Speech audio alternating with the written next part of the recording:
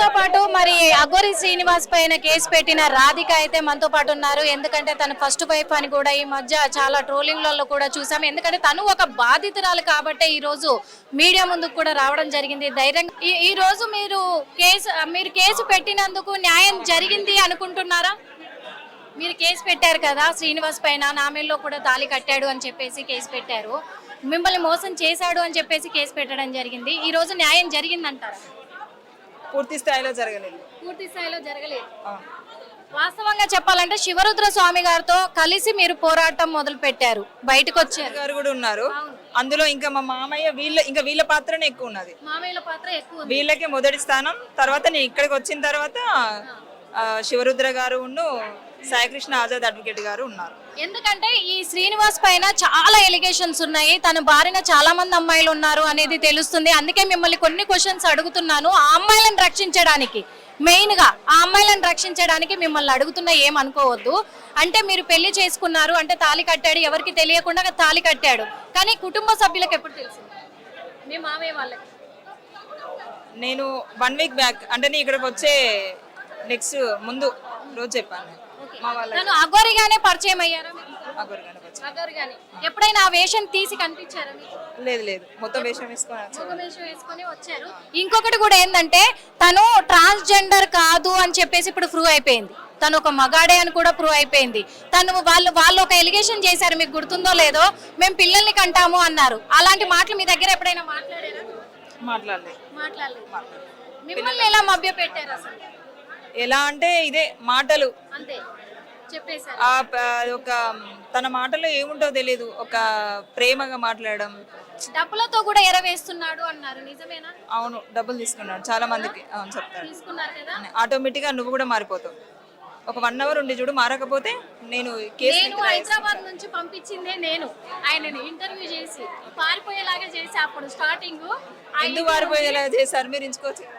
ఎందుకు అడుగుతున్నానంటే కూడా, ఎందుకంటే మీ పెళ్లి చేసుకున్నది మిమ్మల్ని ఒక్కరిని కాదు, వర్షిణిని ఒక్కరిని కాదు, మీలాంటి బాధితులు ఇంకా చాలా మంది ఉన్నారు తన వెనకాల.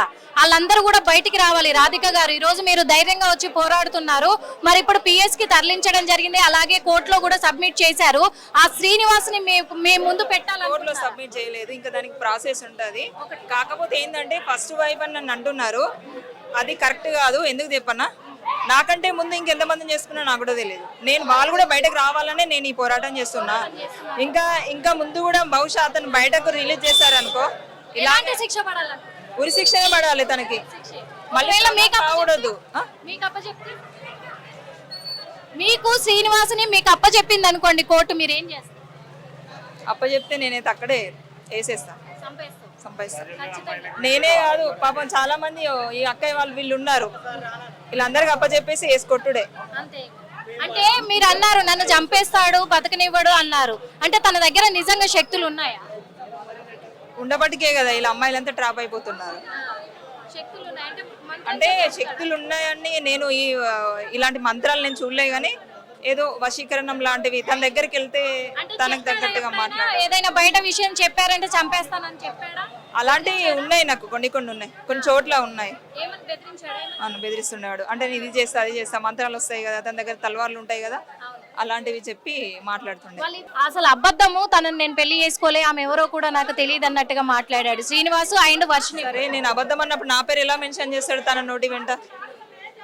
పైగా నేను చేసే వృత్తి కూడా చెప్పాడు, నేను కూడా ఎక్కడ రివీల్ చేయలేదు. తను ఎందుకు రివీల్ చేశాడు? ఇంకోటి కూడా నేను అనౌన్స్ చేశాను, ఏదో మందు పట్టుకొని వీడియో కాల్ చేసింది అని చెప్పాడు.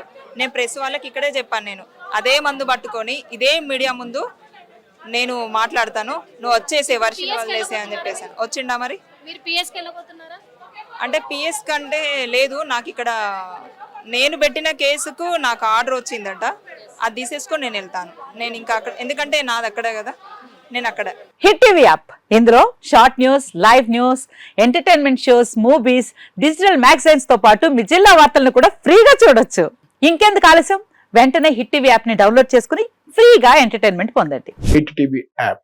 Hit TV app. Please download hit TV app. Hit TV app ని ఫ్రీగా డౌన్లోడ్ చేసుకుని ఎంజాయ్ చేయండి. మీకు నచ్చిన ఎంటర్టైన్మెంట్ కోసం హిట్ టీవీ యాప్ ని ఫ్రీగా డౌన్లోడ్ చేసుకుని ఎంజాయ్ చేయండి. హిట్ టీవీ యాప్ ని డౌన్లోడ్ చేసుకుని ఆస్వాదించండి, ఆశీర్వదించండి. ఇంతమంది సెలబ్రిటీలు హిట్ టీవీ యాప్ ని డౌన్లోడ్ చేసుకోండి అని చెప్తున్నారంటే ఎంత మంచి యాప్ ఆలోచించండి.